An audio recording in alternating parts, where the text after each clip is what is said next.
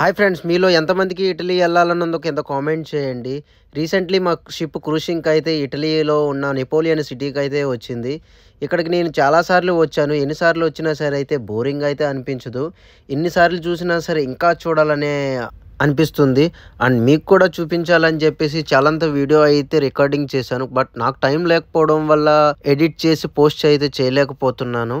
ఇక్కడ చూస్తున్న లొకేషన్ అయితే చాలా బాగుంది. అండ్ ఇందులోనే చాలాంత వరకు హాలీవుడ్ మూవీస్ అయితే షూటింగ్ జరిగినాయి అని చెప్పారు. ఎందుకంటే లొకేషన్ చూడడానికైతే చాలా బ్యూటిఫుల్‌గా అనిపించింది. వస్తున్న దారిలో ఇటలీ క్యాప్ అయితే ఒకటి తీసుకున్నాను. చాలా బాగుంది. కానీ నా బ్యాడ్ లక్ ఆ క్యాప్ అక్కడెక్కడో పడిపోయింది. ఆ క్యాప్ కోసం మళ్ళీ వెనక్కి వెళ్ళి చూస్తూ ఉంటుండగానే దారిలో మన ఇండియన్ తాజ్‌మహల్ రెస్టారెంట్ అయితే కనిపించింది. అక్కడ చూడగానే చాలాంత మన ఇండియన్ మెనూ అయితే చూసాము. అక్కడి నుంచి ఫుడ్ పార్సిల్ తీసుకొని అయితే బయలుదేరాను.